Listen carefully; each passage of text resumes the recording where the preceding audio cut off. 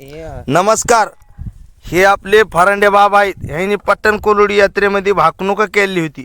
भगव्याचं राजे येईन आणि ती वाणी आज खरी ठरलेली आहे.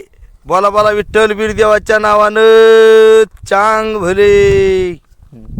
कोल्हापूरमध्ये एवढं वातावरण चांगलं आहे की कोल्हापूर मधल्या सगळ्याच्या सगळ्या जागा महायुतीच्या आल्याशिवाय राहणार नाही. परवा सोनेरी भंडाऱ्याची उधळण झाली ना इकडं, आणि फरांडे बाबांची भाकणूक झाली. म्हणाले भगव्याचं राज्य येणार आहे म्हणून. शुभेच्छा झालेल्या आहेत आणि महायुतीचं सरकार या राज्यात पुन्हा येईल अशी सगळीकडे परिस्थिती आणि वातावरण आपण पाहतोय. खरं म्हणजे आता आपल्याला 23 तारखेला विजयाचा भंडारा उधळायचा आहे.